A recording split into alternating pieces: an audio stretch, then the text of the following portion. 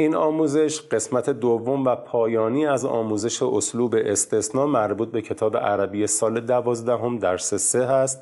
در قسمت اول این آموزش به معرفی اسلوب استثناء، ارکان تشکیل دهنده اون و انواع اسلوب استثناء پرداختم که در بخش اول نوع اول اون رو توضیح دادم و در این قسمت میخوام نوع دوم و پایانی اون رو خدمت شما توضیح بدم. اگر قسمت اول این آموزش رو مشاهده نکردید، در پایین همین ویدیو در قسمت توضیحات لینک مشاهده اون رو قرار دادم و میتونید استفاده بفرمایید. و الان اگر آماده اید بریم با هم قسمت دوم و پایانی رو تا انتها ببینیم.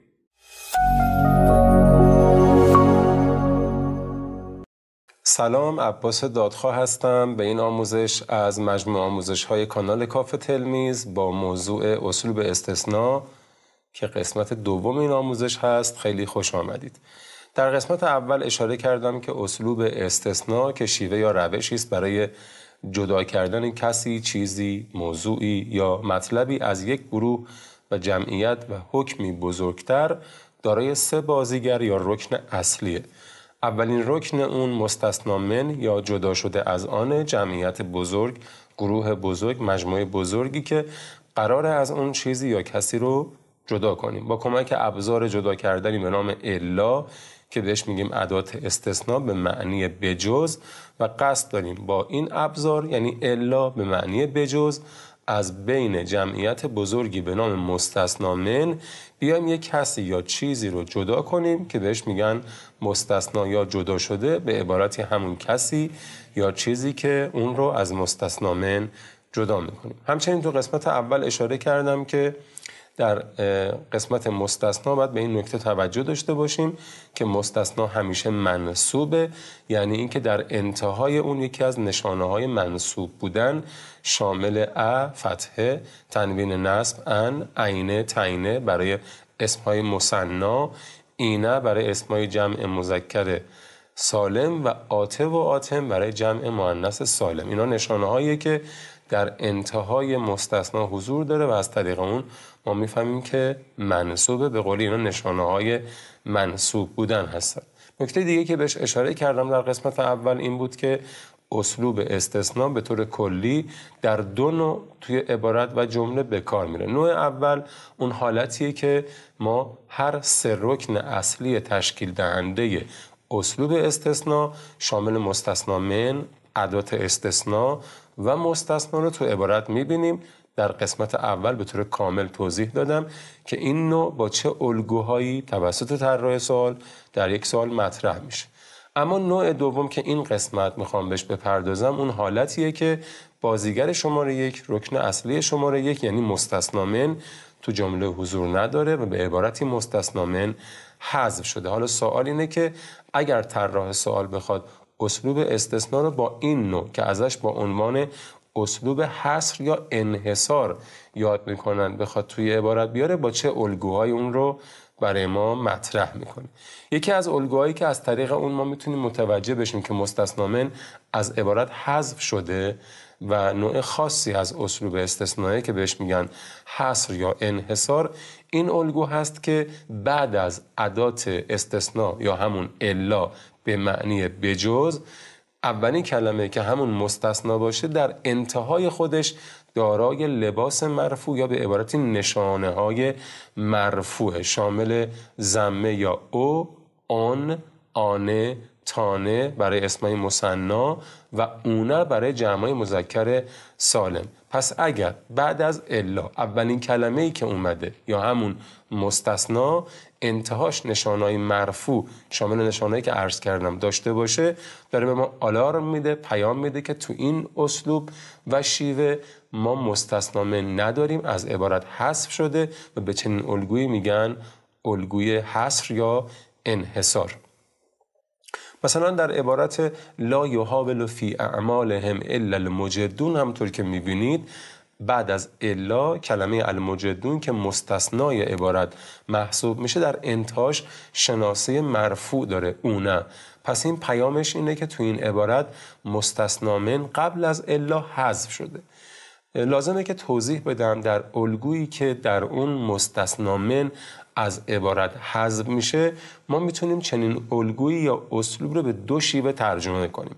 یکی شیوه عادی، یعنی همون چیزی که میبینیم رو ترجمه کنیم به صورت منفی که میشه در کارهایشان فی اعمالهم کوشش نمی کنند، لا یحاولوا الا بجز المجدون تلاشگران. این ترجمه به صورت منفیه، به عبارت همون چیزی که میبینیم رو ترجمه کردیم.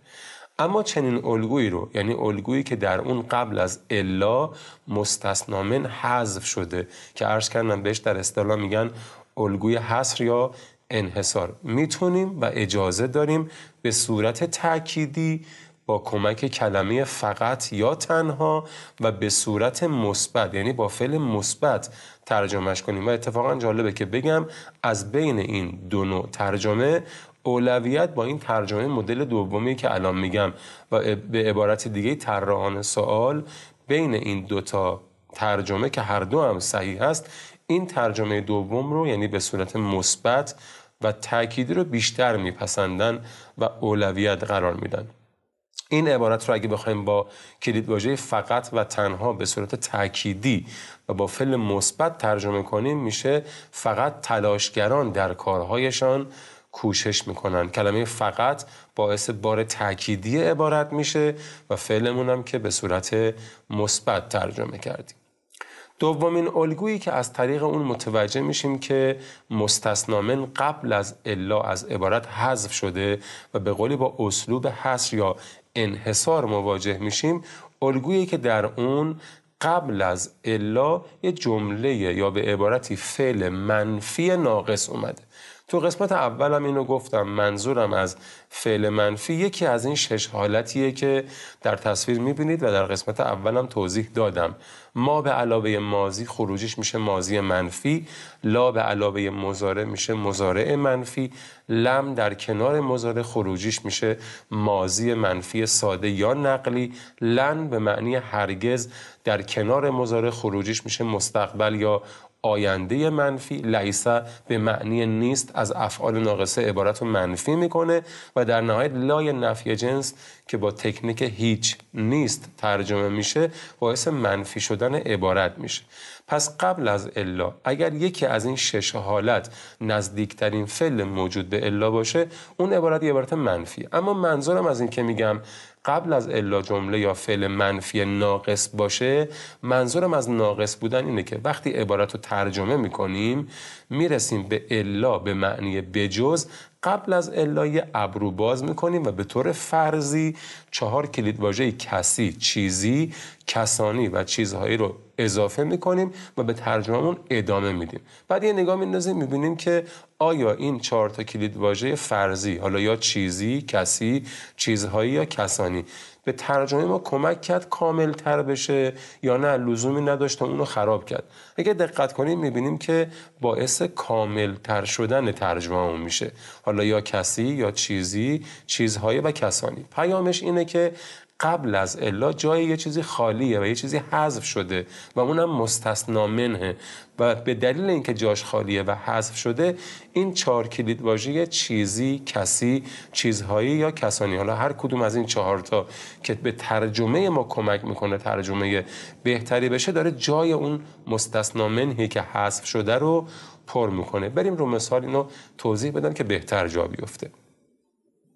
در عبارت ما شاهدت فی المکتبة الا مریم، همونطور که میبینید قبل از الا ما فعل منفی داریم، ما شاهدت ماضی منفی. عبارت رو معنی میکنم و قبل از الا به معنی بجز یه ابرو باز میکنم به کسی، چیزی، کسانی یا چیزهایی، هر کدوم به ترجمه بخوره. قرار میدم ببینم ترجمه رو کامل تر کرد یا نه نیازی به استفادهش نیست. در کتابخانه فی المکتبة الا بجز مریم را ما شاهدت ندیدم. میام قبل از الا به معنی بجز یه ابرو باز میکنم و کسی میذارم. ترجمه مجدد میخونم. در کتابخانه کسی بجز مریم رو ندیدم. خب همونطوری که میبینید به ترجمه ما کمک کرد، اتفاقا ترجمه ما رو کامل کرد. نه تنها ترجمه ما خراب نشد که به کامل تر شدن ترجمه‌مون هم کمک کرد. پس پیامش اینه که این کسی که ما اضافه کردیم داره جای خالی یه چیزی رو قبل از الا پر میکنه و در اصل داره جای خالی مستثنا منهی که حذف شده رو پر میکنه. پس تو این عبارت که قبل از الا یه جمله منفی ناقص اومده، مریم میشه مستثنا، الا ادات استثنا و با توصیفی که کردم و توضیحی که دادم متوجه میشیم که مستثنا من از عبارت حذف شده، جاش خالیه. برای همین ما از کلید واژه کسی استفاده کردیم، به ترجمه‌مون کمک کرد کاملتر بشه. عرض کردم که در چنین حالت‌هایی که مستثنا من از عبارت حذف میشه به اون میگن اسلوب حصر و علاوه بر ترجمه منفی که الان اشاره کردم میتونیم اون رو به صورت تأکیدی با کمک کلیدواژه فقط یا تنها و به صورت مثبت ترجمه کنیم. یعنی این عبارت رو میشه اینجوری معنیش کرد، هم تأکیدی و هم مثبت. فقط مریم رو در کتابخانه دیدم.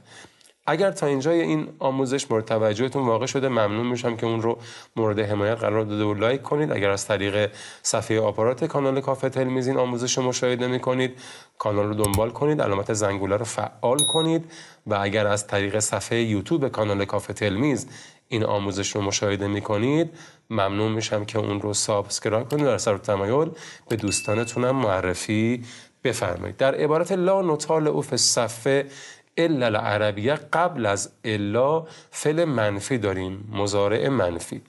عبارت رو معنی میکنم، قبل از الا به معنی بجز یه ابرو باز میکنم، یکی از 4 کلیدواژه فرضی کسی، چیزی، چیزهایی و کسانی رو قرار میدم ببینم به ترجمه من کمک میکنه کامل تر بشه یا نه اصلا لزومی به استفادهش نیست. فصف در کلاس لا نطالع و مطالعه نمی کنیم، بجز قبلش یه چیزی میذارم، چیزی بجز درس عربی رو. نه تنها ترجمه‌ام خراب نشد که اتفاقاً به کاملتر شدن ترجمه‌ام کمک کرد. پس این نشون میده که این چیزی که من اضافه کردم به ترجمه داره جای نبوده و خالی یک چیزی رو قبل از الا پر میکنه که در اصل اون مستثنا منه. پس ما قبل از الا با یه عبارت منفی ناقص مواجهیم، جای چیزی قبل از الا خالیه یعنی مستثنا من، العربیه میشه مستثنا، الا میشه ادات استثناء.